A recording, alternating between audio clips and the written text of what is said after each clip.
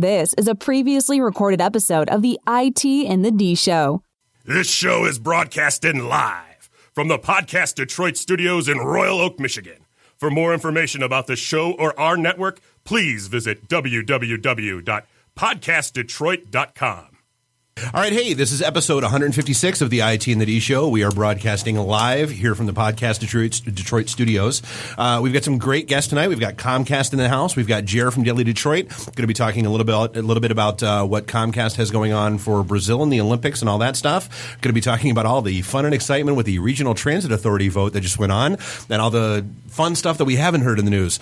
Yeah. Dave, fire when ready. The following program is intended for mature audiences. This is Max Headroom, and what you're about to witness is one of the most sinister-sounding intros to a trailer to one of the greatest epics ever. This is Billy D. Williams. Bob and Dave and I are enjoying a Colt 45 right now, and remember, IT in the D, it works every time. You're listening to the IT in the D Show. Hi, it's Count Chocula, and you're listening to IT in the D. Whatever the hell that is. Just where do you guys think you are? The Library of Congress? Detroit? Beyond the sun? Any of those right? Take him to Detroit. No! No, not Detroit! No! No, please! Anything but that! No! I used to hang out at the Magumbo Bar. It was a rough place, the seediest dive on the wharf, populated with every reject and cutthroat from Bombay to Calcutta. It's worse than Detroit. You will never find the more wretched hive of scum and villainy. Then don't come! Shut up! I dig you IT geeks. This is Dre DeMatteo from Sons of Anarchy. You are listening to IT in the D. So what happens when you tap the angry beaver in the bunghole? Exactly. Come on. Tries. Get the hell with this. I'm calling a break. We'll come back to the show. Hi, this is Ralph Macchio, and you're listening to IT in the D Show. Wax on, you know what. Bob loves it in the can. What's up, everybody? This is Billy Zapka. Sweep the leg. Listening to IT in the D Show. No mercy. I may have to wipe the geek off. Hi, this is Martin Cove, John Kreese from the Karate Kid movie. And you're listening to IT in the D. Yes, Sensei! Are we at a break yet? Hi, I'm Ernie Hudson, and you're listening to IT in the D. All you nerds out there. Nerds? Nerds. Nerds! What is a nerd? I'm a nerd, and I'm pretty proud of it. This is Scott Steiner, Big Pump Pump. IT in the D Show is your hookup. Holler if you hear me. You're in your underwear, I'm in my underwear. Hey, let's hang out. No, I'm sorry, honey. I have a headache. I definitely want to see Bob in his underwear. That's a fact. That's why I like it in the can. Which kind of scares the shit out of me. Shut up, Barry. Hello, everybody. This is Ming Chen from AMC's Comic Book Man. I'm a techie. I'm a nerd, fellow podcaster. My favorite podcast is IT in the D. I can't say no, and I don't really want to. Well, especially with the back doors open. It's just too big. It's way too big. We got screwed at the same time. Yeah. Really? Should we talk about this? Tag team it. Should I keep going or should I stop? We just lost our clean tag on iTunes. This is Robert Hayes, a tit striker to my mother. When I'm not hanging out at the Magumbo Bar, I'm listening to the IT and the D Show. It's worse than Detroit. Is there such thing as a meat hangover? I love my Monday meat steak. Hey, folks, this is WWE Hall of Famer Hacksaw Jim Duggan, and you're listening to the IT and the D Show. Tough guy. Ho! My name is Michael Zapsik from AMC's Comic Book Man. You're listening to IT in the D. Com. So, what would you little maniacs like to do first? The question isn't what are we going to do. The question is what aren't we going to do. Ludicrous speed! Sir, had you better buckle up? Buckle this! Ludicrous speed! Go!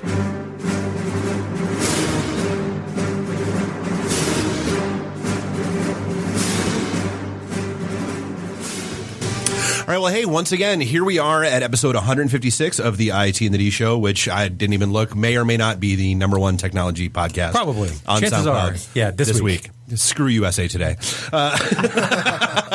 A couple of quick hits just to get things fired up. Do not forget, if you are a podcaster or interested in podcasting or being a podcaster, was it podcasting, properties of podcasts, demented and sad, but social. Podcast accessories, maybe. Exactly. We are having our second meetup over at Activate Gaming on this Thursday, August the 4th, starting at 5 o'clock until whenever. It is down where our old studio was. However, there will be beer from Falling Down Beer Company. There will be booze from Valentine Distilling, and there will be a party bus that will shuttle people to and fro from Activate Gaming, where you can play all your video games and get your buzz on, and then you can come up here and check out the studio and all that kind of stuff if you want to, or not. And then it is us, so who knows what happens with a party bus. This is better than like punch and pie. You tell people, like, hey, I've got punch and pie, come on over. No, we've got booze from Valentine and beer from Falling Down and video games. Exactly. It's Nerdvana. It's Nerdvana. That's what we do. So that is Thursday night. And then right after that on Saturday, Michigan Comic Book Expo is going on. It's one of the guys here at the studio, Tony Mielo from the Gooder Guys. He's on Wednesday nights. Decided he's going to make a run at doing a comic book expo down at the Yak Arena in Wyandotte. We will be there doing a live broadcast. Wait, hold on. It's called the Yak Arena? Yak Arena. Yes, it is. It actually is. It was like Tibetan Yak Arena. Yeah, exactly. I'm dying to actually hear the origin of the name. So we'll be at the Yak Arena. It starts at 10 a.m. We'll be there pretty much all day, all night, because not only is there a Comic-Con going on during the day that will be shows here doing live broadcasts from it, but then at night, of course, because it's us, XICW Wrestling will be taking place. Rhino will be there, the Man Beast, who is now back in the WWE main roster. Sabu, who, if you have never seen Sabu, he is truly insane. Is his election tomorrow, by the way, Rhino? Rhino, yes, he is. Yeah. Wow. So vote for Rhino.com. Good luck to you, Rhino. Where's the bell? Ding. Got to get out there and do his thing. So that is Saturday. And then on Thursday, 8/18, our next casual networking social for IT professionals here in the Metro Detroit area will be at the Blackfin, kind of home base, back in the back room. We haven't been there in a little while. And it means I won't get in as much of trouble, I think. True. It's the downtown ones that tend to lead to bad conies and then worse decisions and debauchery, CEOs' offices, and So we have Jess in the studio, and I feel remiss. I did not point out, along with our guests for the night, my aunt is in the studio. Hey. Hi, Bob's She came in town from Virginia for the week. We're actually going to do one of Calvin's 7-2 tours tomorrow. Awesome. And check that out. So she wanted to see all the wacky mayhem firsthand and spread all the stories of my childhood and She even has an Evil Force segment. Do you have pictures, like in your wallet or something? No. We're going late tonight. And welcome to segment 5. So we just had to mention something that Bob is currently sitting on a beach somewhere in Mexico, hopefully getting dysentery, you bastard. So it's I'm true. Yeah, Bob is not with us this week. He is down in Mexico enjoying a vacation and meeting ex-Washington Capitals players. Actually, cool. He ran into. He was like, hey, he shot me a face. Hey, do you know this guy? I'm like, yeah, he used to play for the Caps. Yeah, he'd be like the only person on the planet that understands why it's funny that I have a Dennis Maruk and Pat Ribble jersey. And he shoots me. He's like, oh my god, he just lost his shit because of those names. But before we dive in, this week's episode of ITintheD is brought to you by Earth Class Mail. So everything in your life is moving to the cloud. Absolutely. Everything. Whether you want it to or not. And in case you missed the memo, what is the cloud? It's other people's computers. It's someone else's computer. That's all. But you're still getting snail mail at your business. You're still having someone go through those mail to open up your checks, to deposit your checks. Basically, Earth Class Mail gives you a way to take that to the cloud as well. You get all of your mail scanned, accessible online 24/7. You can search your mail like you do your email. You can send invoices to your accounting software, sync documents in the cloud. My favorite is depositing checks. So you have people send checks. You never see it. You get it deposited and you get an online scan of that check. So basically it makes your business run a whole lot easier. And the best thing about them is they're HIPAA compliant. So if you're worried like, hey, I don't know if I want my mail being scanned and read by a third party, HIPAA compliance is about the... I've seen call centers. I'm not quite sure that I'm comfortable with it. HIPAA is kind of like the hardest thing to make. I mean, PCI is one thing, but HIPAA is like a whole nother level of trust and protection you have to put in. Yeah. We have checked out Earth Class Mail. We're going to start using it here. I think it's a brilliant solution, perfect for business and even independent entrepreneurs of all types. I mean, you can live in Detroit and have an LA address or a New York City address. And like I said, I mean, the people who actually love this are lawyers. Why? You're a lawyer, you get giant stacks of mail. Somebody scans it all anyway, right? Exactly. So instead of having like 3 admin assistants, why not just have Earth Class Mail take care of it for you? Done. So thanks to their sponsorship, you can get your first month free with no commitment. Cancel anytime. So if you get it and you like it, you keep it. If not, you move on. Moving your snail mail to the cloud integrates with awesome things like Dropbox and Bill.com. And they've had over 10 million pieces of mail processed for their thousands of customers. So hop on over right now to earthclassmail.com. Use offer code, not coupon code. That's right. Still no Q in that word, Bob. I'm going to argue. No, I'm on Bob's side on this one. It's coupon. There's no Q in that word. So use offer code. Use the offer code ITintheD, all one word, all smushed together, and check out their service. Your first month free is on us. Yeah. Check them out. Very, very cool stuff. I like it. So, hey, I want to dive right in with a local story because this guy made me laugh so hard. The gentleman on a motorcycle in Rochester Hills. There's a lot of gentlemen on motorcycles in Rochester Hills. There are, and I got to be honest with you. I have friends and family that own Harleys, and I've driven them myself. It's a lot of fun. I am curious though if they've suddenly made motorcycles a lot cheaper because it seems like people on the highways on bikes have gotten dumber. I buy it used, but I keep it real clean. Yeah, exactly. Yeah. Anyway, so this guy from Rochester Hills apparently thought it would be a phenomenal idea to do something stupid and light up his tires and start blowing a lot of smoke around. And then when the cops got behind him, he would go ahead and lose them at 145 miles an hour. Basically, can't outrun a motorcycle. You can. The Motorola makes it a little harder, but exactly. Still, you can't outrun a radio, but when you're on a motorcycle and you know the roads really well, it is what it is. Of course. And he would have been fine.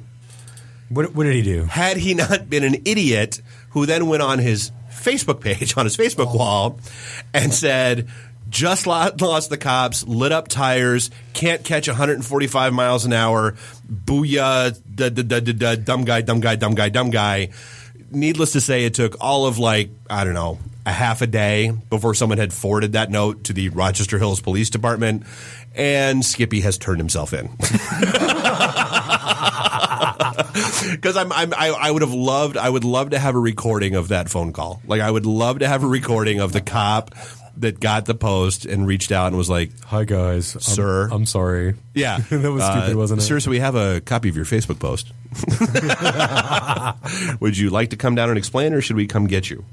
I'll be in 5 minutes. I'm sorry. And then in sad news, someone that we all know, we've all heard many times, Miss Cleo.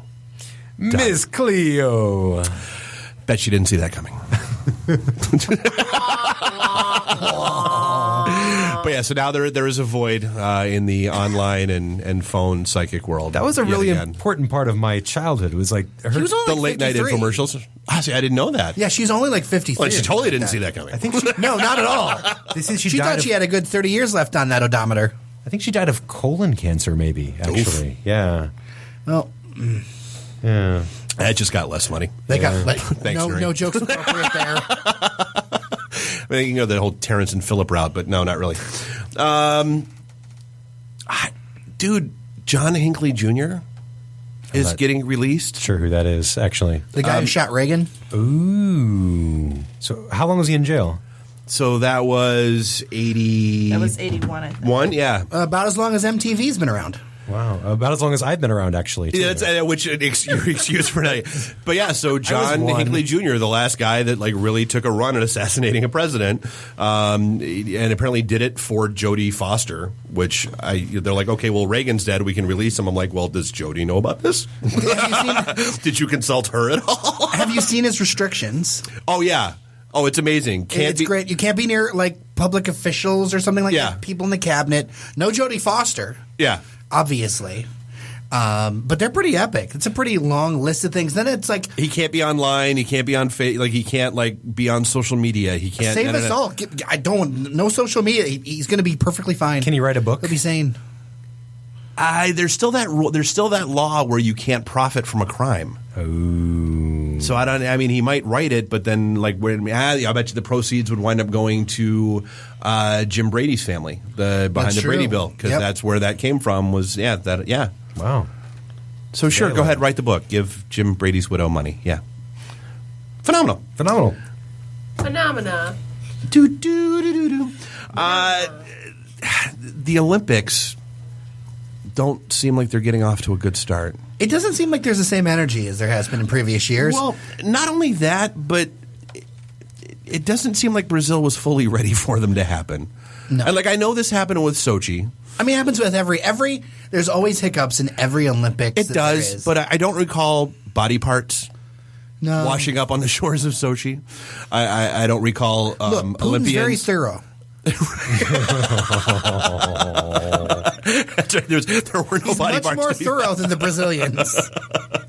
I don't recall an Olympian claiming they got kidnapped by the local police and held at gunpoint. Yeah, so the to guy go withdraw large sums of money from the ATM. He was a jiu-jitsu master. Yeah. And basically a bunch of guys in suits came up to him, put him in a car, took him to an ATM and said, "You will give me money or you're not going to get out of here."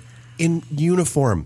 They were cops. Actual cops? They were wearing police uniforms. Well, they were either that or they were impersonating the police. Yeah. I mean, it could go either way, but still, dudes in cop uniforms held him at gunpoint and made him go withdraw large, quote-unquote, large sums of money from an ATM. Oh, God. Now, I don't know about you, but I'm curious as to what a large sum of money is, because I would think there's got to be some Isn't sort there a limit on the ATM withdrawal? You would think. Mine's especially $1,000 a day. when you're in a foreign country. Oh, And right. we've talked about this before. After 1 in the morning or maybe even midnight, that limit should drop. It really should. There's no legitimate reason that you need to be pulling out that kind of money at 2 o'clock in the morning. Banks should geo-fence off strip clubs and casinos and basically nope. Or just when you put your card in, flash up a picture of your mother. Or your wife. And be like, what are you doing? So the next episode of IT and the D is not going to be sponsored by Mint, but don't. We're just going to call it Don't. That's awesome. It'd be exactly. It's the breathalyzer for your ATM. That's exactly what they need. Is it a family needs to be bailed out of jail? Okay. Other than that, don't. I heard the Australians were actually really mad too because the Australian Minister of something toured the facility where the Australian athletes were being housed and basically water dripping down the walls. Declared them unlivable. That's something considering Australia was formed as a penal colony. Exposed wires and basically the Rio governor said... I was the response was outstanding. It was well, let's just put a kangaroo in there and make him feel more like home. Yeah. All right, yeah, I can't even. I couldn't even believe that actually happened.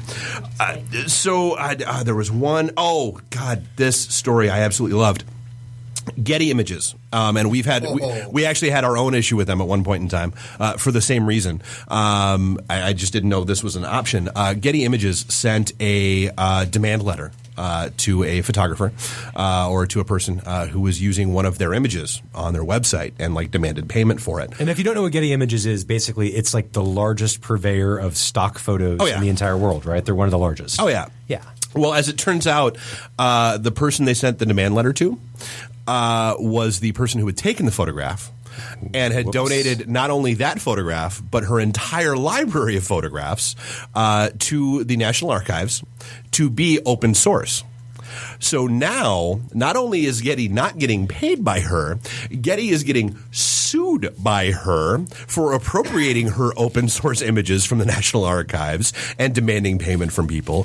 And because this is not the first time they've done this, damages are doubled in the lawsuit. The lawsuit is now at $1 billion. With a B? With a B, dollars. Oh, wow. $1 billion because they actually settled a similar lawsuit not too long ago for millions. And so this is now the second time they've done this and people are not amused. And so it's kind of like the whole happy birthday thing where it was, we own the copyright. And as it turned out, no, you didn't. And so now all of those people that they sued over the years are now coming back and countersuing and getting all their money back. And it's going to get ugly real quick. I imagine there's got to be a really fine line between enforcing your copyrights and going after stuff that's not actually yours, especially if it's an automated fashion or if you have a firm doing it. I can see it being really hard to know exactly all the IP you own. Yeah. I mean, I kind of get it, but at the same time, there's a little sweet justice in here, like justice porn, even, if you will. Well, because like I said, I mean, we had our own issue at one point. Like there was a photo that I took at one of our events. And it was at St. Andrews Hall, and there's a similar image that they have of something going on at St. Andrews Hall, and they tried to come after us. Like, we got a letter that they were coming after us. And, like, I literally had to have Greg – I'm like, dude, here's the original photo that I took. Here's the one that they're saying is theirs, which is not. Because, I mean, it's like not even the same people. Right, but the computer and the recognized – like the software – yeah, exactly. The Twitters and the Googles and the algorithms. Yeah. And so, yeah, no. I've never been a fan of Getty ever since. And that was like 4 years ago. Just jackasses. Now they're going to scan the entire site like 3 times. Yeah, exactly. Now they're going to go through our entire website and claim they own all of it. The other thing about the Olympics that I forgot, and I don't know how they're going to pull this off. The IOC is saying that if you're not a sponsor, you don't get to tweet about, you don't get to mention, you don't get to hashtag. If you're a brand or an organization. If you're a company, yeah. Right. You're like not you allowed could do to it, but ITintheD couldn't.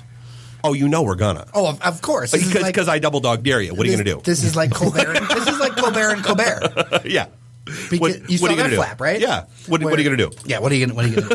well, they've trademarked Team USA as a hashtag, which I can imagine all kinds of brands, basically saying, great job, athletes. Do it. Hashtag Team USA. Yeah. Boom. Lawsuit.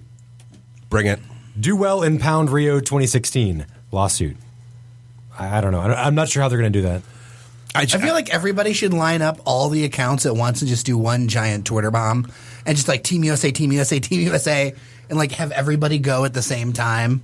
And just like flood it and see what they do. And apparently it's even worse that they can't use any pictures taken at the Olympics or even reposting anything from the Olympics Twitter account. Unless you're a media outlet and media is your or a sponsor. Main thing or a sponsor. Wow. That's not how this works. That's not how the internet works. Yeah, that's not how this works. That's not how any of this stuff works. If you tweet something on an open account, it's going to get retweeted, and that's how that happens. You're doing that so that it does. Because you want to be retweeted. You want to have the. Well, I wonder IOC. if the pictures of the stuffed kangaroos in the Australian dorms fit under this. Because I feel like there could be a lot of fun with the kangaroos in the dorms and the pictures for this. Oh. Speaking of weird uses of technology and possible lawsuits or fines, did you see what happened out of the UAE this week, of the Emirates? Apparently they're not big fans of VPN. No, apparently there's new laws surrounding IT crimes where if you use a VPN, let's be Isn't real. it like every company? Let's IT crimes. Let's put that in quotes because this is a ridiculous stretch of that definition that it's now a crime to VPN somewhere for illegitimate activities. I'm sure companies can still use VPNs, right? I hope. Maybe. According to, if you read this closely, no, not so much. So the entire intent is that if you are using a VPN to have a point-to-point presence where your IP address appears as you are somewhere other than the UAE, you are at fault. You are guilty under the statute. So Netflix can no longer be watched in the UAE? Well, so that's why they passed it was because of Netflix and more to the point, all the VoIP, all the voice over IP. Yeah, like WhatsApp is huge pretty much anywhere around the world. Well, yes. I mean, it's because, you look at these, these countries like this, the government owns the telecom. Yes. And so they would go figure, to keep their little monopoly.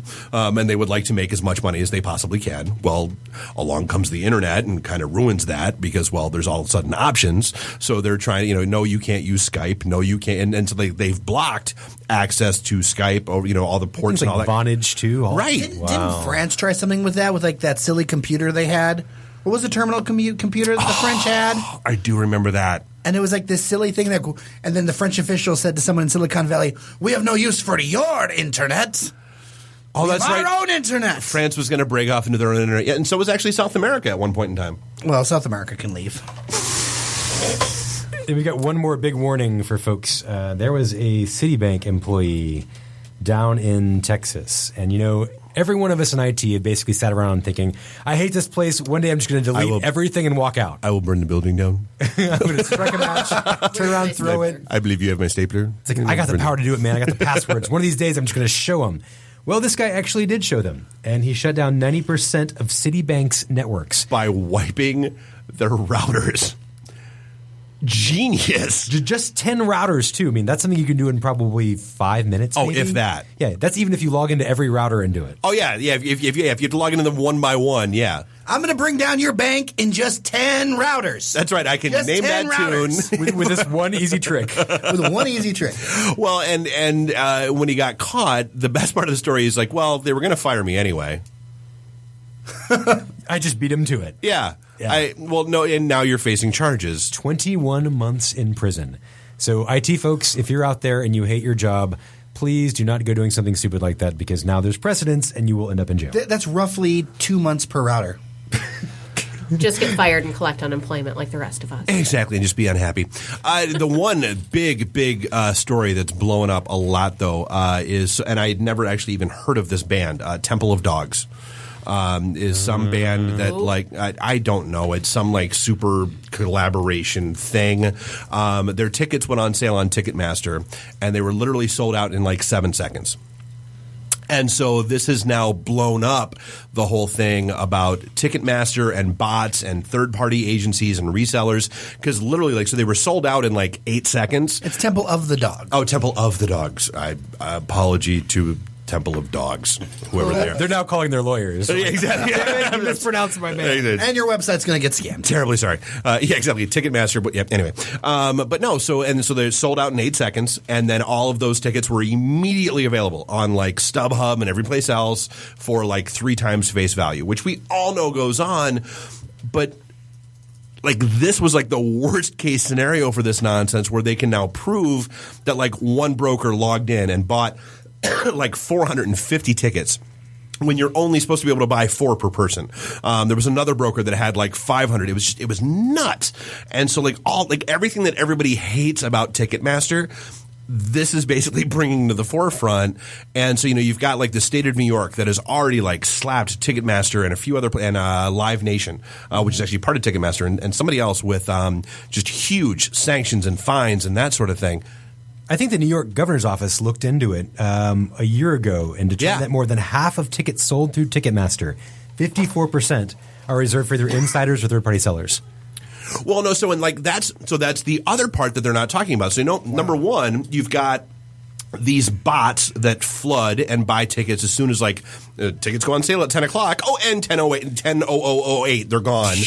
But then Burning Man tickets. Well, but that's the tickets they make available. That's the other issue is that they don't even make all the tickets that should be available because they hold them back for the corporate Express sponsors and the American Express presale and Citibank presale. I mean, some of it makes sense if you've got Sweet Tickets or something like that and they're managing the tickets. Right. A small percentage makes some sense, but not 54%. No, it's usually 10 or 15%. That's a lot. So back in December of 2014, there was a U2 concert that went up, and a bot purchased 1,012 tickets within the very first minute of sale. One single bot, which makes me start to wonder, they've got CAPTCHA. They've got really difficult CAPTCHAs on that site, which basically means CAPTCHAs are garbage, and they're not doing any good. Or it's inside.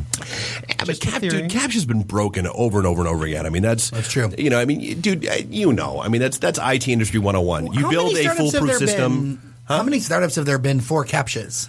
Oh, I've seen 35 of them. Yeah, there's I'm a Human. There's the games one. There's so many different people that are trying to replace it.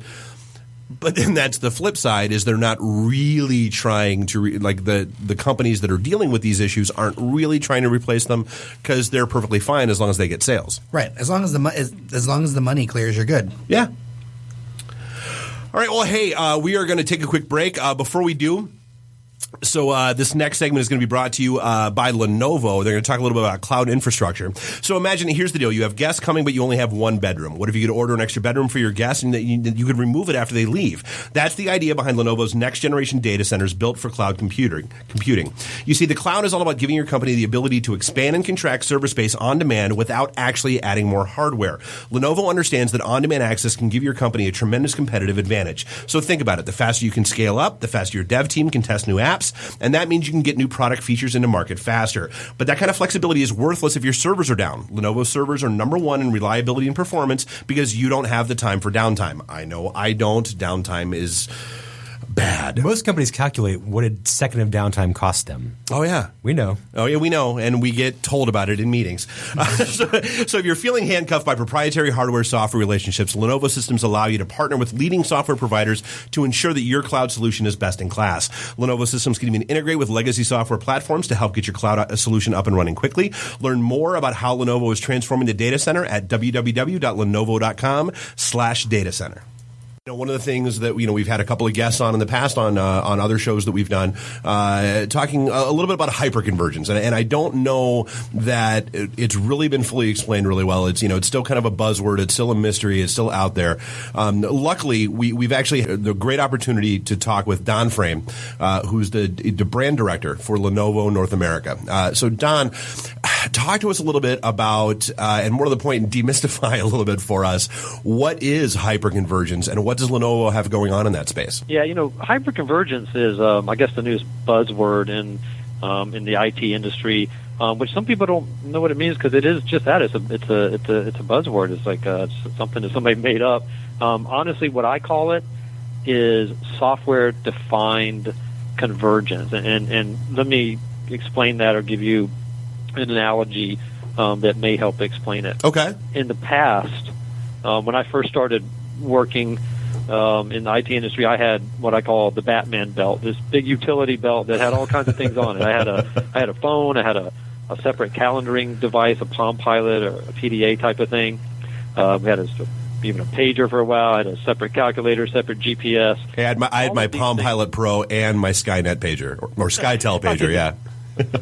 By the way, I could never get my Palm Pilot Pro to work, but I thought I needed it, right? Because had to have it. Yeah, you had to look like you had all your devices. But now we still have all those devices, but they've been software defined into a single device. Thank goodness we don't look silly anymore by carrying all these things on our belts.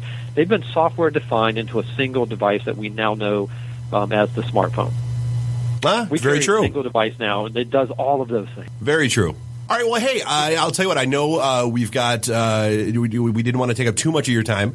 So where can people find out more about Lenovo and hyperconvergence? And I'm assuming the Lenovo website, perhaps. Yeah, you can go to our Lenovo website directly. For any of our business partners out there, we have a special page, LenovoPartnerNetwork.com/HX. Our Lenovo Converge system is called our Lenovo HX.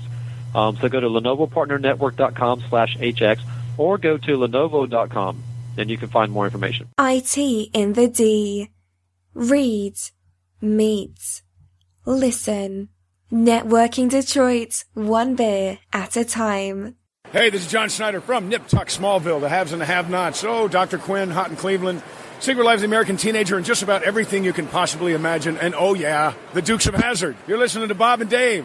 It's the IT in the D show. ITintheD.com. This is a previously recorded episode of the IT in the D show. Welcome back. This is not Bob, but this is IT in the D show, the episode 156 from the Podcast Detroit studios in beautiful Royal Oak, Michigan. I am Nuri the FNG, also known as Not Bob. We're also here with Dave, the Geek Captain Soundboard, as always, podcasting in our beautiful studios.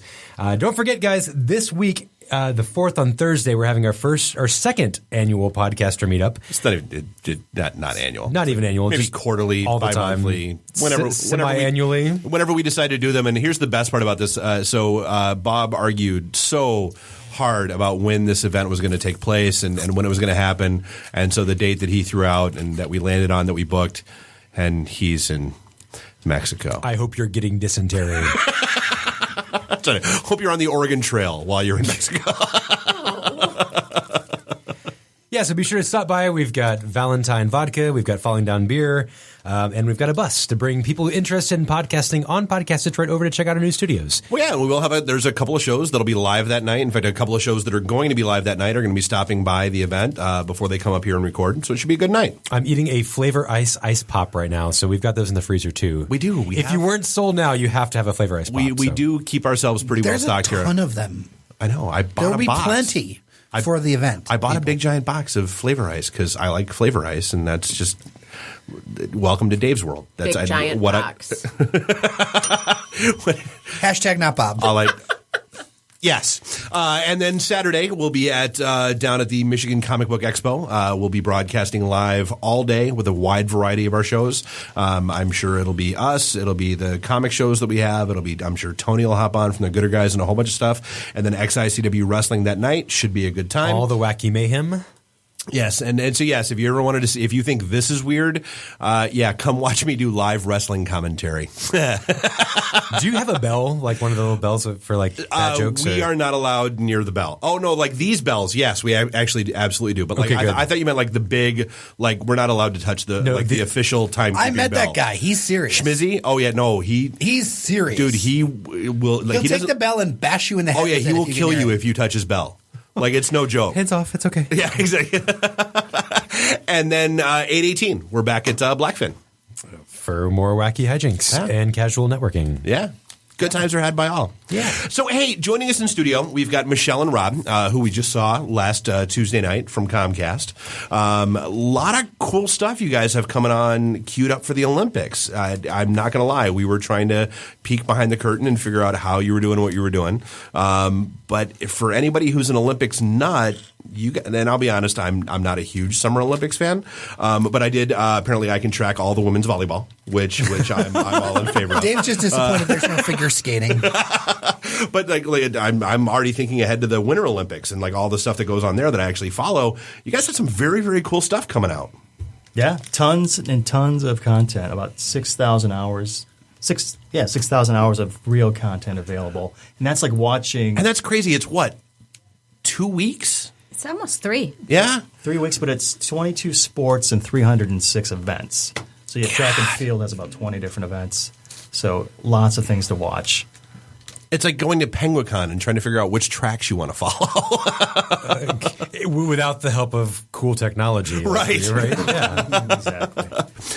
So you guys had it looks like the interface for Xfinity was all redesigned and everything else. Talk a little bit about what you've got going on and what's coming out. Yep. So we have this new front row to Rio experience on our X1 dashboard. And what that does, it takes all the live content, all the on-demand content, all of the internet streaming content we're going to have, about 45 channels, and loads it up into the most important screen in your home, the TV.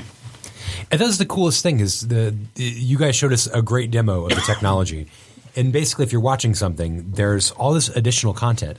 So if I'm watching and I want to know more about Michael Phelps, I can hit a button, see his all of his stats, his previous races, more content about him. It's basically like that for all the Olympiads, right? Well, there's a couple thousand Olympians, and I think about the top 200 we have that kind of biographical information. That's and crazy. some on-demand content for them as well. So, yeah. Tons of and you're going to catch flack. Like there's going to be somebody that's like, I wanted to know about the fourth pole vaulter from Jamaica. I was just about to ask if they had bios for the kangaroos. But we're always looking to improve the system, so maybe next time we'll get the kangaroos. So, God, so like 6,000 hours. So you figure logically 3 weeks, it's what, 168 hours a week?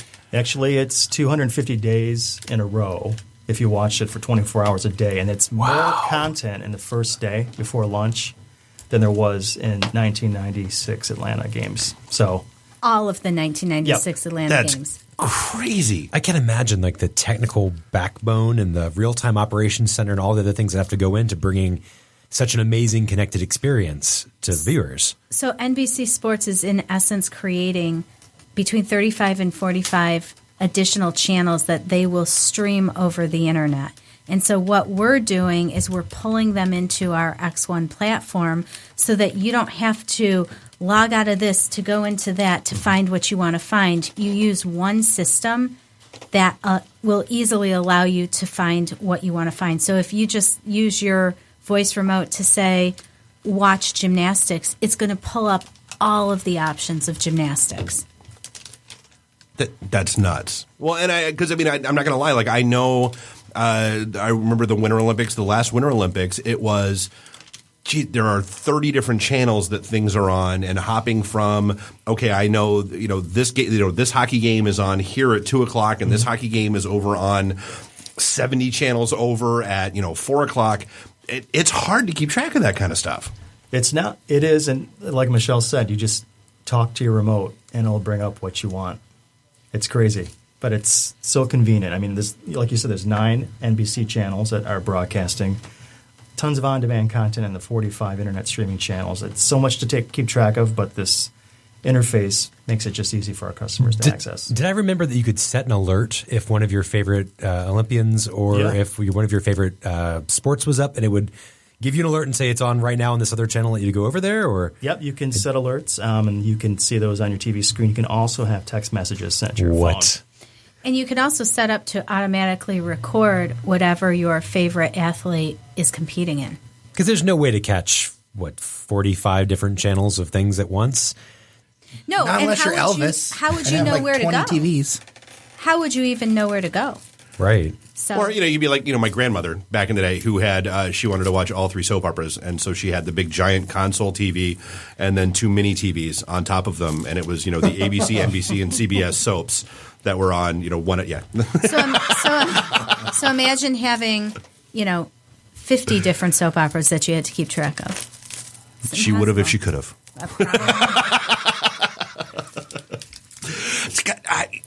It is. I mean, like, how long did this take to get in place? I mean, it's, people, you hear, we talked a little bit, like, you hear about the issues that are going on in Rio, like how much infrastructure and planning and that kind of stuff went into building something like this. Well, we talked to some folks in Philadelphia that we work with, and as soon as the Sochi Games ended, a couple of days later, they asked themselves, what can we do better and how can we prepare for Rio? So 2 years ago, and it's been nonstop work ever since, and it launched this week. And the really cool thing is when we try new features like what we're doing with this Olympics is we have a philosophy where we don't throw away technology. So we test it, we see how it takes, and then we'll integrate it into other events. So, for example, we have an ITintheD Sports app, which is pretty popular. About 25% of our customers use the sports app at least once a week while they're watching sports, and it really serves as your companion screen so that you're watching your main sporting event, but you always have your smartphone or your tablet in your hand and you're looking for more information. Well, now you don't necessarily need to do that because with our sports app, you can get that information. You can see what other scores are going on. If it's time to maybe switch stations because you want to catch, a certain highlight. Well, for the first time, we're integrating our on-demand content into that sports app so that you don't have to back out to figure out what else is available. And features like that, if they are popular and well received by customers, we'll integrate that into other events going forward. So you're saying I don't have to leave my couch and can watch everything Olympics. Never, ever again will you have to leave your couch. I better buy a more comfy couch. So, and speaking of apps, so it's not just, the cable boxes and that kind of stuff. You guys are rolling out a smart TV app as well, yes? Well, we have something called the ITintheD TV app, which really gives you the same functionality, all the channels that are on your TV in the home, to any mobile device in your home. So you can watch whatever you want to watch, and maybe your spouse or roommate can watch something else on the same, on your same TV lineup in a different room on a different device. So what I like to do, I like to watch the Tigers, so I don't want to waste a summer night. So I'll take my iPad out to the deck and watch the ball game outside because it's still connected by my Wi-Fi. Right. So I've heard rumors you're integrating it into maybe Samsung smart TVs too coming soon, right? Or is that something you... might be a rumor. All right. The internet said you were, and I'm like, sweet. Well, if the internet said it must be true. The internet's always right, Neri. I've also read some other crazy stuff about... Never mind. Not about us. No, not about you. No, about Bob in Mexico. Those are probably all true. All of those stories in there. So talk to me, just to shift gears a little bit. So I know one of the things we've talked about quite a bit is the Internet Essentials program that you guys do. And I understand that that's kind of expanding and branching out a little bit. I mean, that is one of our favorite programs that's out there. Talk to me about what the changes are and what's kind of going on with it. Sure. So, this is a program that's been around for about 6 years, and primarily it's been available to families with children, eligible families who are low income, who have grade school children in the home with them. And it's grown every single year. It's every year we make enhancements to the program. And this year, one of the biggest enhancements we're making is that we've teamed up with HUD. So anyone who is in HUD housing or eligible for HUD assistance will now be eligible for Internet Essentials. And just to remind you, what it is it's $9.99 a month Internet access in the home. And then the ability to buy a computer for $150 and free training, online, in person, you name it. It still floors me that people don't know that program's out there. I know. Well, we were talking a minute ago the difference between accessibility versus adoption, and there's a huge misperception out there that there is not accessibility, and particularly for some reason Detroit seems to be on that chopping block of cities where there's less accessibility. It's not an accessibility issue. You hear about the It's digital adoption. divide constantly. There is a digital divide, absolutely, but it's because a certain portion of the population is not adopting. We want to get this service in as many homes as possible, and I think that this program with HUD is really going to fast forward our plan. Very, very cool. What do you think are some of the barriers towards that adoption? Well, one of the things that we hear from people is that they don't think they need the internet, or they're relying only on their smartphones. But particularly with kids in school, I know that my kids, the report cards are online, assignments are online. I mean, my kids are using the internet every time they need to research something and do a cool project. Communications with your teachers now are all online through habits. Yeah, absolutely. So, if you don't have kids in school and you haven't been exposed to the internet and you don't trust paying bills online or whatever the case may be, I mean, what you don't know can hurt you. Okay. I don't know. I'm sure there's people out there who will argue with me. But that internet thing's just a fad. It's just temporary. It'll go. It's not what we do every day. No, that and rap music and color TV. It'll all go away. Oh, that color TV. We really are trying very hard to educate people. We go to a lot of different events all across the state of Michigan and certainly across the country to educate the families who have children to get this service in their home. And, it's like I said, it has grown every year. It's only been around for 6 years, but we absolutely need to hit more people. And so what are the numbers on that for somebody who wants to get involved? How much is it going to cost them per month? What's the baseline on that? Sure. So it's $9.99 a month. I think that the service is now 10 megabits per second, and we've increased the speeds. The other big improvement that we made last year to the program is that we are offering free Wi-Fi routers, so that it's not just one device that is connected, but anyone who has other devices. Well, it is that smartphone at home without worrying about your data plan. Right. It is everything, all the other devices. Or in the if you house. have a laptop and you now can get online, more than one person can be on that could be an at a interesting time. way to sell it too. Like when you're at home, you don't have to use your data. Right. Right. Especially for probably not a bad hook for a family and things like that. Right. I mean, $9.99 is a pretty good deal. I mean, I remember not that long ago, another company still sending out little CD discs for like $9.99 dial-up. You're allowed to say AOL, Chair. Or actually, I was thinking about Net Zero. Oh, yeah. Are they still around? I don't know. It was a few years ago. Kmart bought them at one point. Really? Yeah. Kmart? And they look did. where Kmart is now. Wah, wah. But yeah, I mean, $9.99 is a really great price, especially considering everything's going up in price nowadays. You think about, your water bill, your power bill, your all that other stuff. But when you think about like job opportunities and things like that, that seems to make a lot of sense. And we haven't raised the rate in the 6 years that the No, program's it's been around. yeah. I think the first time we had someone on was like 3 years ago. It was like right after we were gearing up. I still have the Comcast guy, the squishy guy. Yeah. For some reason, I always end up on the show when your people are on. But I had like the super guy with the squishy. I mean, that was 3 years ago, and it was the same conversation. And it was Yeah. So, I mean, I think the website, if you just Google, and it might sound like an oxymoron if you don't have the internet, how are you going to Google? But they are. People are Googling. Yeah, isn't it? It's just phones. internetessentials.com, isn't it? Yeah. It is internetessentials.com. Yeah. So if I'm an educator or a principal or a superintendent, that's where I need to start? Yep. Yes, okay. Absolutely. And in certain school districts where more than 50% of the population is eligible for the free or reduced school lunch program, to make it even easier for people, we just open it up to the entire district. So districts like Detroit, districts like Grand Rapids and Flint, the whole district is eligible. Actually, that's I hadn't thought about this. With everything that we've got going on with MEDC, with the Career Academy, I got to bring you guys into that loop. Sure. Because we're actually opening up, there's 2 career academies that are opening up, one in Flint, one in Grand Rapids. Okay. Where with the whole career academy thing, it's essentially getting people pushed through like free IT certifications. But the same kind of thing, we've had those same conversations about, okay, so Flint, internet adoption rate is very, very low.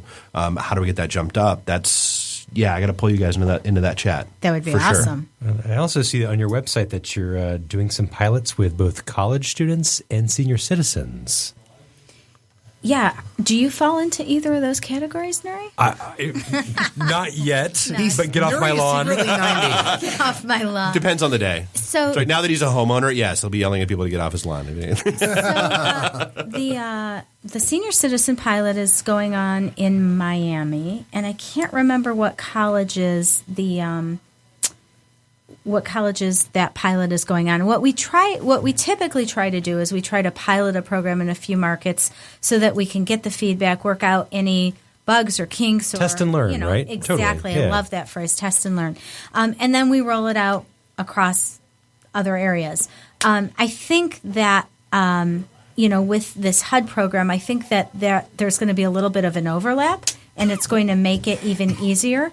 So I don't have an update on how those other pilots are doing, but we're launching the HUD thing nationally. That's everywhere. so good. Yeah. So good. Yeah. Awesome. So great. About your Olympics thing. Yeah, the Olympics. Yeah. How much does that cost, and when does it start? Well, if you're an X1 customer, it's free. If you want to upgrade to X1, that's free as well. Right. Just give us a call. So no additional, like if I have X1, I have it right now at home. Yep. Correct. The Rio tile should have popped up in your dashboard, so take a peek. And you should look for the Gold Zone tile as well. That's really cool. So for people who want to really watch the Olympics and watch as many gold moments as possible, what it does is it takes the guessing out for you. You don't have to worry about what channel to go to. So it's like the whole red zone thing. Exactly. Yeah. Gold zone. Yep. It'll just keep changing channels based on when the next gold medal moment will be. Awesome. It's always so good to hear what the cool stuff you guys have going on and telling people about the other stuff you do for our communities as well. So thanks for having us out. Thanks for giving us a preview of this really cool technology, and thanks for being here as always. Well, thanks for coming to our Rio party. It was fun. It was a good night. Fun. The drinks were good. Oh, gosh, the drinks were good. That's all that counts. Did you even have any food? I did. I tried the little shredded beef tacos. I tried the soft tacos. Those were good. The chicken skewers. Those were good. Oh, those were really good. Those were really, really good. Yeah, it was delicious. Yeah. So I was all around very, very happy. Good. Did you like the red, white, and blue chocolate-covered strawberries? I saw those, and I was like, I'm not feeling strawberries.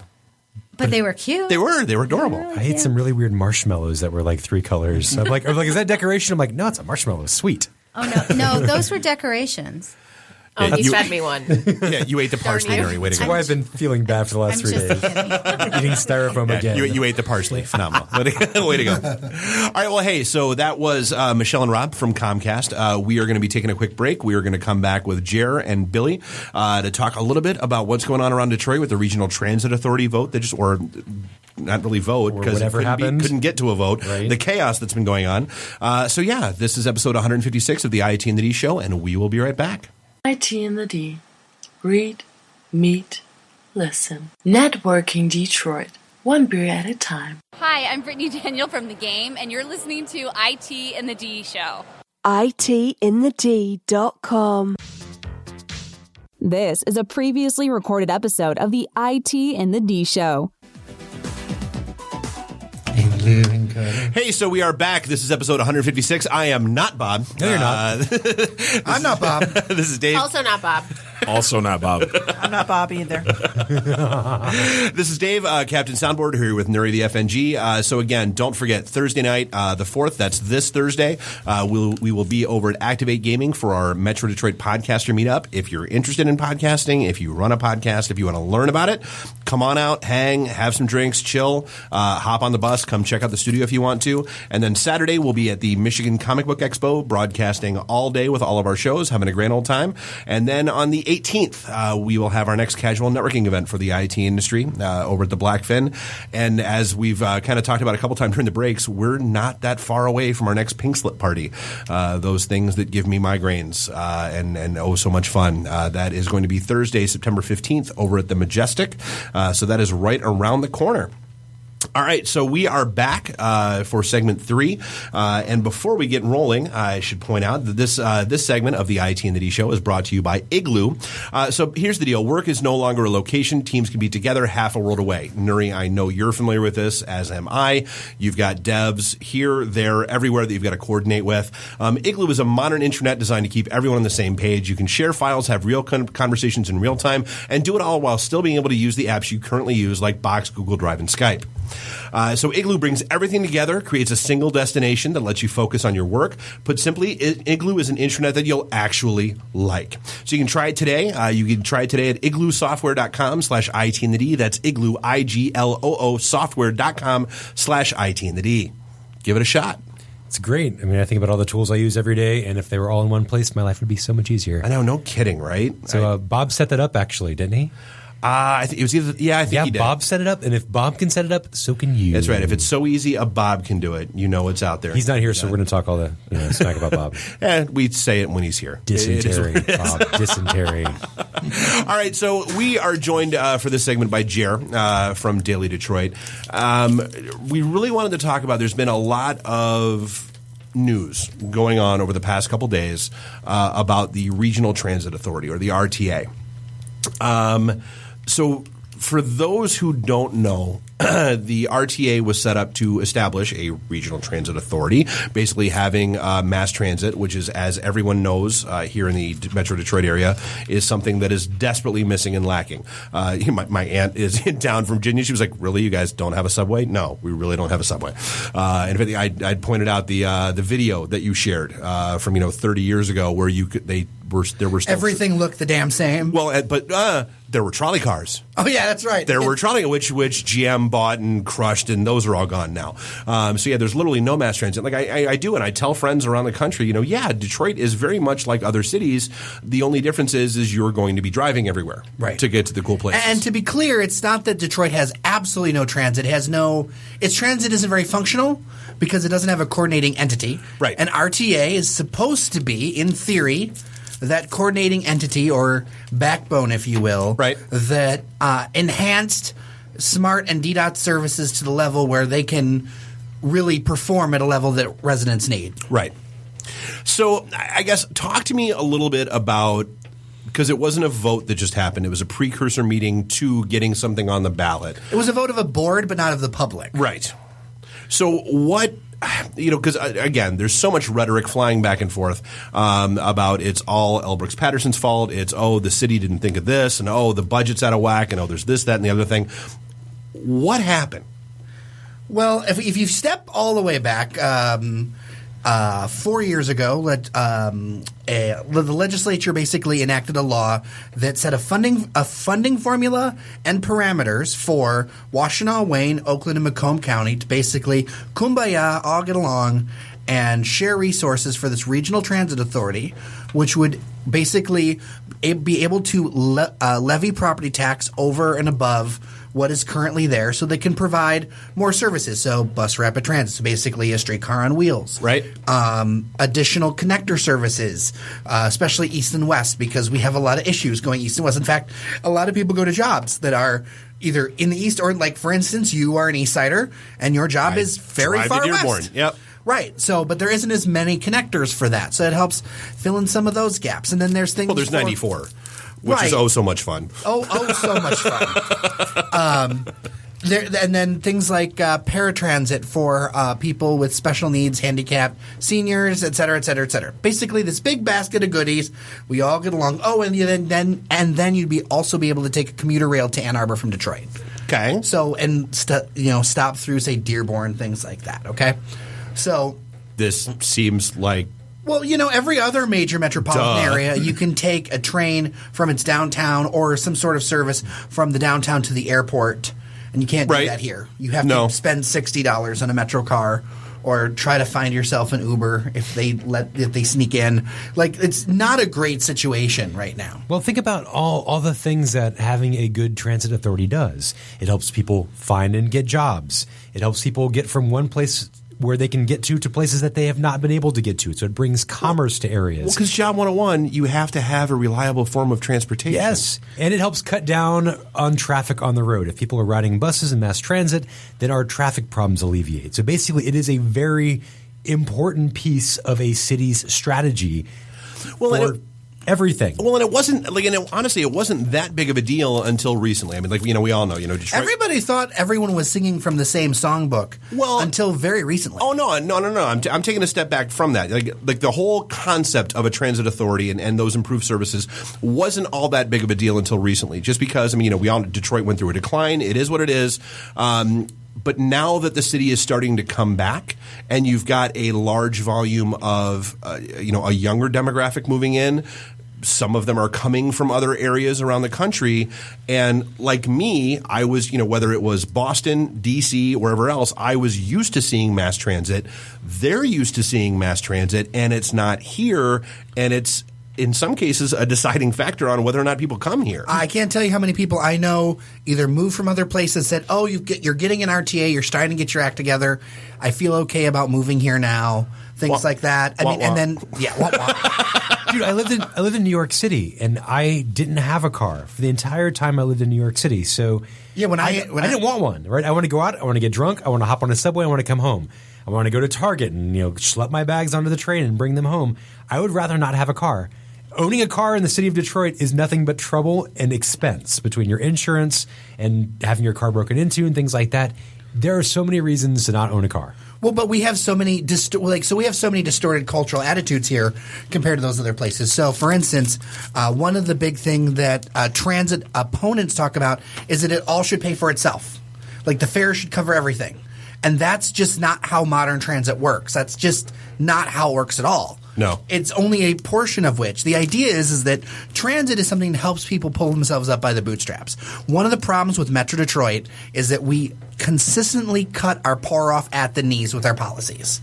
And we cut them off at the knees with policies like this because if you don't have the car, if you don't already have the privilege of having a car, you're screwed. Yeah. You're screwed. Because it's an average of 10 miles to every job. The average commute, it's at least 10 miles for people to go to jobs. There was the story that we talked about that made national news. I mean, the guy that lived downtown that walked, rode a bus, took 4 hours both ways to his job because that's the only way he could get to work. Agreed, but we have to ask ourselves, why was it that we were so quick to get him a car and get him all this money? But then not quick to solve the actual underlying problem. Because as a society, Jared, we're good with focusing on an individual issue and then feel good and make it better. We're not really as good with like big fuzzy pictures and it'll all be good for everyone. No, but I want to see the smile on that person's face right now. Right. So, all right. So then this board vote happens. Right. Friday? Thursday. Which I was at. I remember, yeah. Yeah, I live tweeted from it. So, again, what happened? Because this all seems logical and realistic so far. Well, when I got in the room, it was clear that the mood was morose. It was not good. It was not a good feeling in there. And they basically had there's been a lot of objections raised, especially by Macomb and Oakland County executives Mark Hackle and L. Brooks Patterson. Many say that those were at the last minute. The staff of the RTA put together a whole set of plans to try to deal with some of those objections. Obviously, it was kind of whistling into the wind. Well, and I guess let's talk about that for a sec, because it's my understanding, based on all the articles that I've read and that kind of stuff. So it was like this wasn't the first pass at this. This was there was a proposal that was floated behind doors and behind the scenes, and then they said, yeah, not quite that, but if you do this, then we're good. And so this proposal that came up Thursday was this. Right. I mean, as I said, everybody thought until the recent objections that everybody was on the same songbook, that everybody was together on this. And it became very clear at the 11th hour that they were not. It became very clear that despite all the hard work of the staff and people involved, there was no intention of getting this thing to pass. Because this board vote was essentially to figure out whether or not it was going to make it to a general ballot vote. Right. So there were two votes. The first vote was to adopt the plan. Right. The second vote was to ask the Board of Canvassers to approve language to put it on the ballot. They approved the plan, which is more of like a pro forma trying to be like basically nice to the staff. Like, oh, thank you for your hard work. But then screw you because we're not going to put it on the ballot. I mean, it was... We appreciate everything you've done, but it dies here. Yes. Thank you for your contributions. Thank you for your contributions. Go home.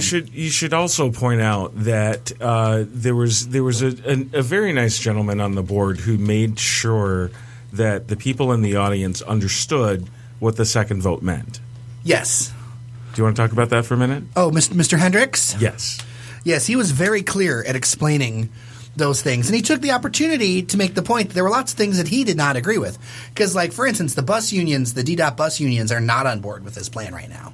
They don't like it because they don't feel that they're going to be getting enough frequency out. They have their own concerns. The city of Detroit has concerns. For instance, 2/3 of the riders are from the city of Detroit, but they only get one vote. You know, there's all kinds of concerns that they had. But Mayor Mike Duggan from the Democratic National Convention called and said, do not get in the way and be on board with this plan. We're going to do this together. It's not perfect, but we're going to make it happen. It is a living, breathing plan.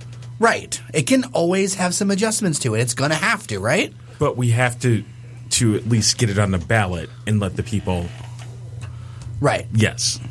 But there was no interest in putting it on the ballot from all of the representatives from Oakland and Macomb County over objections such as taxation without transportation in their view. Even though, again, these things has been discussed in the past, it's something that now it's coming to the fore, which really seems disingenuous. So, okay.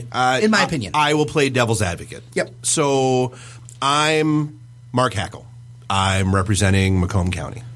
What do my constituents... You need a pink tie. Apparently.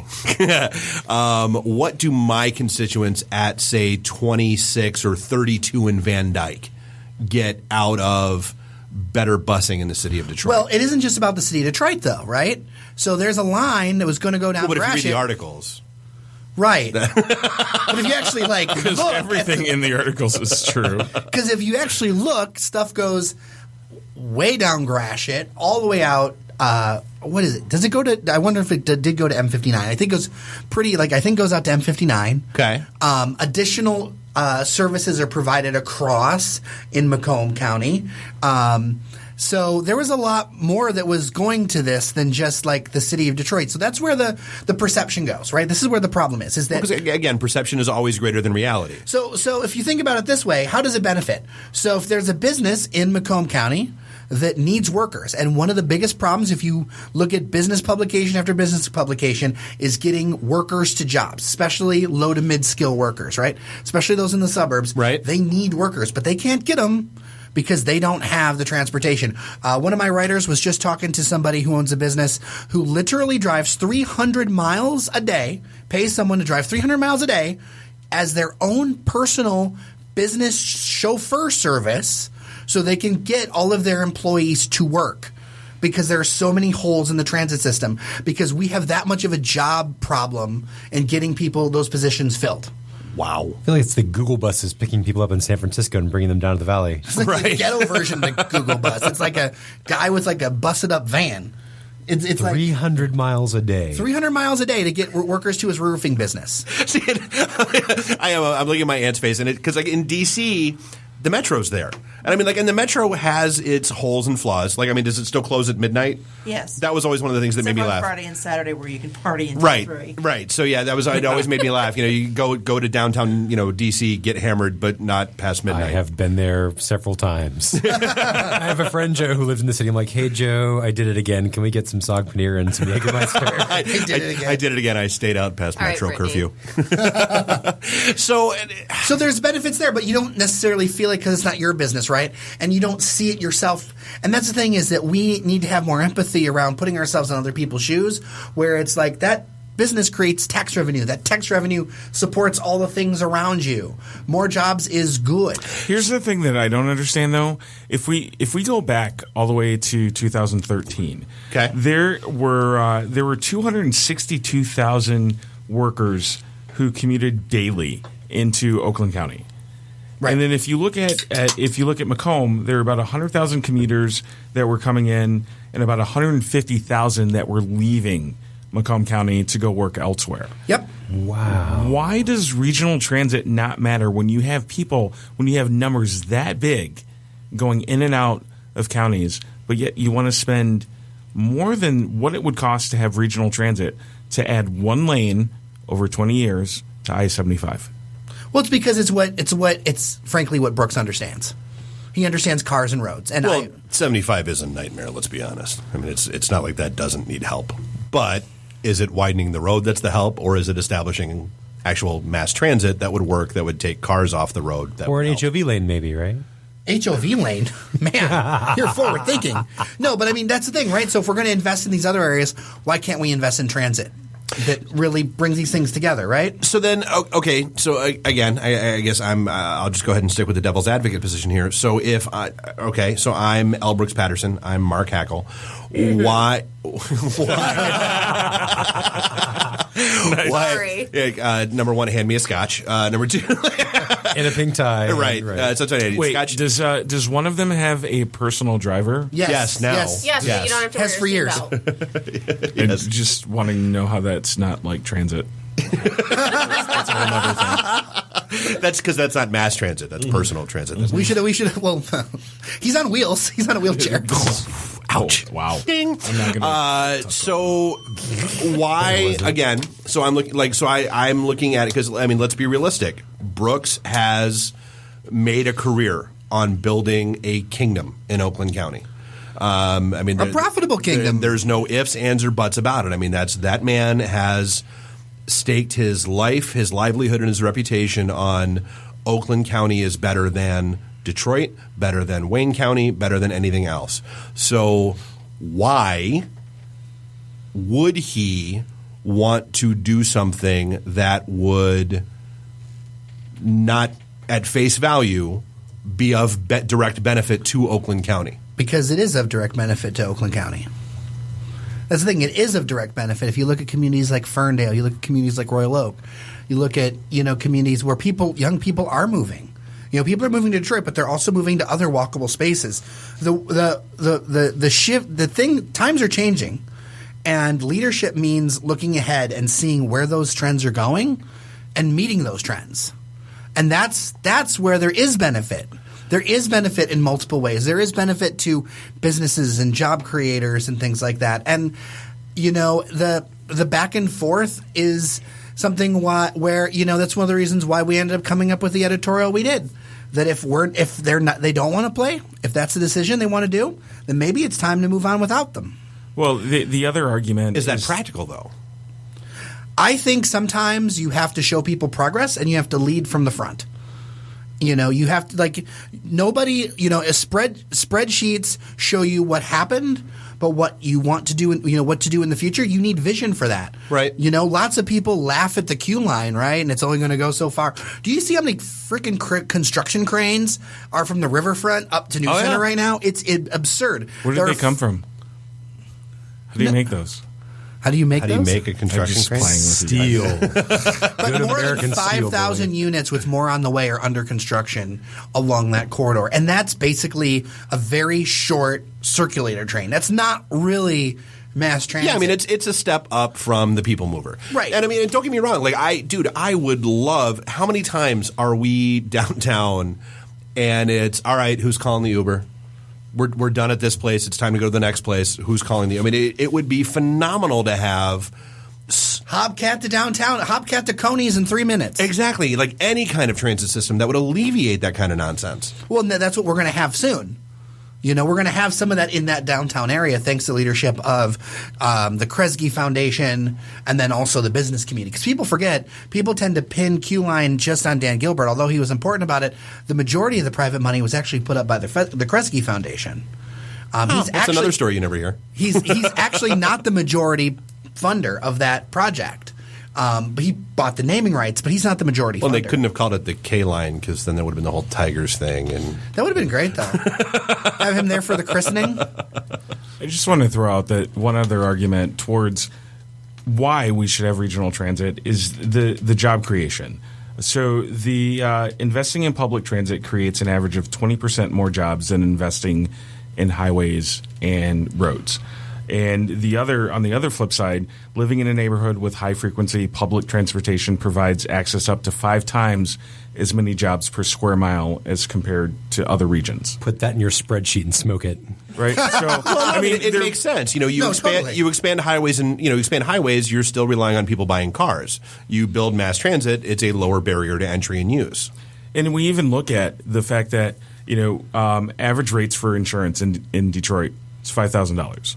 Yeah. So what does that look like if someone is able to take regional transit, get rid of their car? Not only they're insane to me still. Absolutely. But they get rid of their car and they get rid of that expensive insurance. What are they able to do with that money? Or maybe they collapse down to one car. Something like that. Yeah. There's just so many positives here in so many ways, but I do think there's like a generational divide, a generational shift there with people who I think what I've found, especially in the comments on Daily Detroit and the like, it's basically older folks are lined up in general against it, and younger folks are generally lined up for it. Is generally what I'm finding when it comes to transit. Bernie Sanders would have given us mass transit.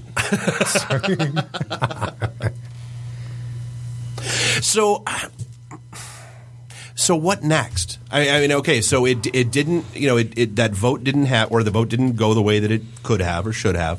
Now what? I mean, is it dead in the water? We're kind of in the Monty Python stage. It's not dead yet. It's not dead yet. It's feeling better. It might go for a walk. It's a Norwegian blue. That is a horrible accent. I mean, I think it would take an amazing miracle, considering that both Hackle and Patterson want to make changes that very well would require it going back to the state legislature to rewrite the law. I mean, that's how strong some of their changes that they have are, and that's the reality. It'll never get done if it has to go back there. Basically. Well, or it's delayed. Well, and I guess that, that's... And even if they did something, like, for instance, so if they missed the August 16th date, according to the current law, they still couldn't take another whack at it for another 2 years because it has to be during general elections. But the problem with that... Right, is that the smart millage, the suburban millage for the suburban bus system, comes up in 2018, which means there's not going to be much political will to put 2 transit millages on the same ballot. Yeah, so it's dead, right? Dead. So if it doesn't get done now, you can't put it on the ballot 2 years from now because you can't have both.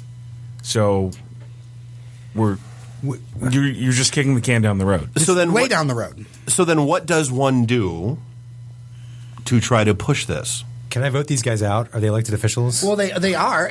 I mean, if you are a resident of Oakland County. Oh, I'm not anymore. God. That's right. I hate the suburbs. That took 3 weeks. That's the amazing thing. We move into the city, like, bam. No, seriously, Jared, though, what if you're a supporter of the RTA and you want to make change, you want to help the RTA somehow, what are some ways that you can do that? Well, like in the very short term, if you want to give this next 2 weeks your good college try to do your best, legislators don't and elected officials don't often hear from residents and constituents. You could light up their phones like crazy to really show your support for those kind of things. There's the Motor City Freedom Writers, I believe, is the group that's doing a bunch of stuff like that, and they're organized. Yep, Transit Writers United is also organizing some stuff around it, because there really is a feel that if this doesn't happen in the next 2 weeks, we're going back to square one. Okay, so Slacktivism 101. I'm assuming that someone has already put together a list of phone numbers, etc. Yes, they have. That one could call. And I will be putting that up on Daily Detroit. I'll be putting that up on DailyDetroit.com after we're done with the show. We will link the hell out of that. And you could probably go to the RTA social media channels and reach out to them and find out what are some ways that you can get involved. Yep, absolutely. And we'll link up to all of that. Where would you find them? I believe it's RTA Michigan. Okay. Yep. What's scary is that we are so on the cusp here in Detroit of becoming the next Silicon Valley. We have all this great talent. We have cheap space. We have companies moving here. And if we don't give them the infrastructure they need to keep their employees going, to keep them in places that they want to live, we're going to die again in this new wave of technology. So will be that video from 30 years ago where it was – the only thing different was Dave Ming's glasses. And trolleys. Like literally that blew my mind. It was the same talking points, the same rhetoric, the same verbiage, the same fonts on the video that you see on things coming out today. They're talking about the Riverwalk. Yeah. It's the same shit they were talking about 30 years ago. And we're still not there. And for the love of God, get the hell out of the way and let it happen. Yeah. Well, I love the thing that was on Daily Detroit about the subway, because I had no idea that there were plans to build a subway in Detroit to allow automotive workers to get back and forth to work. Yeah. And somehow that did not happen. Well, I actually have a story behind what – I don't think it was that particular time, but another one of the subway plans was actually scrapped by James Verner, one of the Verner's people, because he thought the station out front of his Verner's ice cream shop would take away business. And so he was on the city council, and he was the deciding vote that killed the subway on one of the times. That seems logical. Well, and you know what? Here's a good question. So, I just went back east back in October, and I saw the done version of it, but it was a hugely bloated project. How do you keep this in Detroit from becoming what happened with the Big Dig in Boston? I like reading some of the articles about, Hackle's objections and Patterson's objections. Some of it comes down to oversight and voting rights and who controls what and where things go. I look at what happened in Boston. It was supposed to be a 2-year thing. It was supposed to be X millions of dollars. It bloated into this 20-year tens and hundreds of millions of dollars because, well, who knows why? Because I don't live there anymore, so I don't follow it as much. Right. But it still did, and it choked the city, because it closed down highways. It did this. It did that, over. Is that I guess? I think that's some of the fear that's. I guess that's what I'm asking is there any validity to some of the stuff that Hackle and Patterson are throwing out there, or is it all? Okay, so but if the objection were what you're speaking of, then I think there's definitely some points to that, right? The general objection seems to be, though, it's taxation without transportation. That's not going to touch them, right? That it's not going to touch certain areas. Although it was interesting to hear one of the board members of the RTA say, well, even though there isn't the density out there to do it, they're still not getting any of it. They actually said that pretty much verbatim. Well, I got to be honest. I really can't imagine mass transit going out to K-Pac, where my wife's parents used to live. Isn't that cows and pigs and chickens? Pretty much, Nothing's in K-Pac. Yeah, there are more cows than people. I can't imagine a transit line burning through K-Pac. Right. But that's part of it, though. But things are changing quickly, right? So Macomb Township's growing like gangbusters. Yeah. And that's the thing. The great thing about having bus rapid transit is that you're not putting rails in the ground, and if you have to make adjustments, you can. Right. And Dave, any government project is going to be fraught with problems. It's always going to be over budget. It's always going to be behind schedule. But damn it, it's going to be something, right? And if we keep doing this same shit and keep kicking the can down the road, it's going to be another 30 years where this is going to be the exact same conversation with the exact same fonts, and we're going to be having the exact same talking posting points. this podcast on Daily Detroit version 9.0. Right, it'll be ITintheD version 2. I've been in communications and media one way or another since the late 90s, and the conversations are the same, and it's getting really old. We don't like to admit that we have the same talk over and over again. It's like some kind of wayward child where at some point we're actually going to – maybe the big three almost collapsing wasn't enough. Apparently not. That we need to make a change in how we govern things and how we look at things down the line. If we want to be I look at a statistics very telling. Metro Detroit, I'm not talking about the city of Detroit. I'm talking about Metro Detroit. The Detroit region has basically stayed flat in population for decades. Right. Within 4%. Yep, just shuffled people back and forth. Yep. Chicago's doubled. People are voting with their feet. They have been voting with their feet. And that's the thing. We're all in this together. As much as this, this idea of like Detroit versus Macomb versus whatever, we need to get from the idea of like trying to steal each other's pie and working to bake more pie. We're so busy trying to get each other's crumbs that we need to think about bigger strategy to make more for everybody. Can that happen with current leadership, though? That's a real tough question. I want to have hope with Hackle. I want to have hope with Hackle. Can we have him on the show? I wonder if they'd come. Dude, I'm more than happy to reach out. I mean, they did try. Brooks does 9:10 a.m. Yeah, they did try to steal our networking group concept with Tech 248 after we talked with them. Yeah. Tell them we're working on some juicy stuff. We want to talk to them about it. I'm willing to reach out. I think it would be. We had Bertolini on before. Yeah, we'll reach out. We'll see what happens. I think it would be. I mean, I think it's. I think it's. I don't want to do another 4.5 hour. I can't live through another 4.5 hour marathon session though. I covered one issue with that. When was the last time you did a long marathon show? Was it like last month?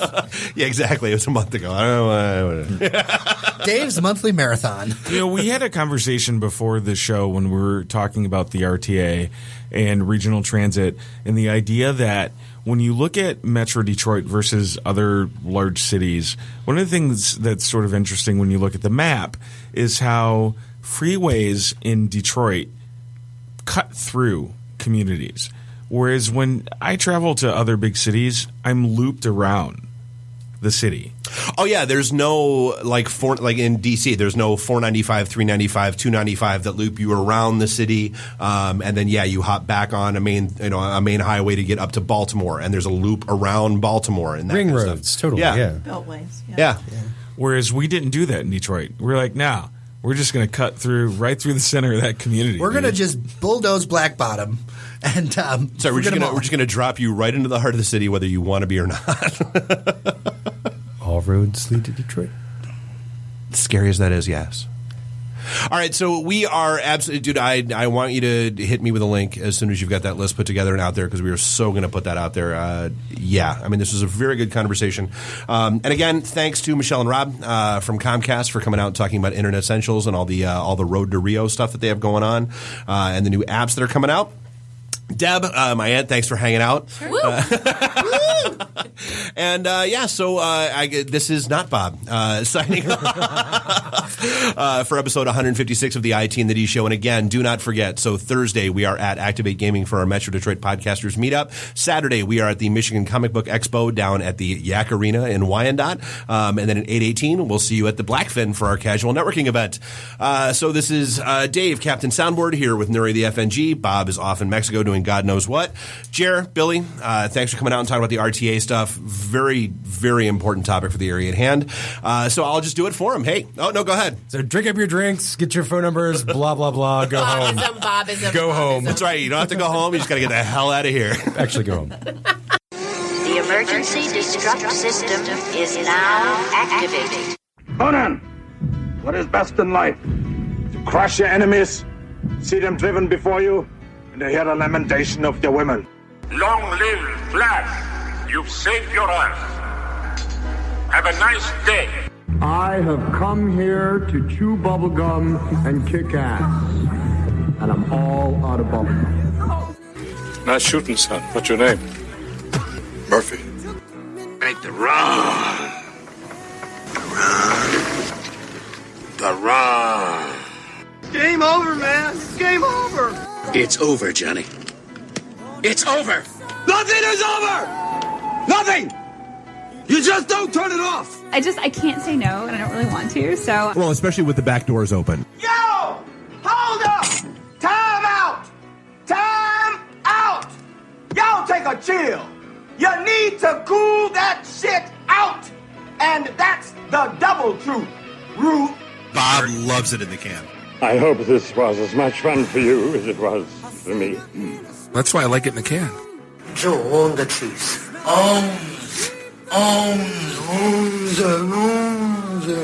Bear me. My job is to make sure this program is morally upright and cultural and wholesome. Shut up, Mimsy! Shut up, Mimsy! Shut up, Mimsy! Why would, Buick put their cars next to, the Bentleys?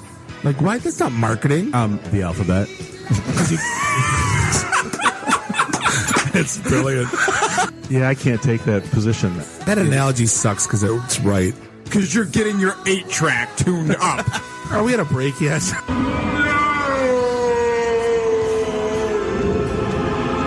Yeah, so now I'm just doing stupid stuff to make me laugh. Venture capital is not the end game. When are we going to talk about me? Jane, you ignorant slut. It's my show. I can say what I want. Yeah. Kiss my ass, go home, unplug, get off the goddamn internet. You are everything that is wrong with the internet right now. You're so white right now. I'm the whitest guy in the room. Just explain it to me. I love this city. I was banging on the wang. Really? Should we talk about this? Tag team it. Should I keep going or should I stop? Can I just say, it's been great being on a show that talks about Mickey Rooney dying for 20 seconds and then poop for 10 minutes.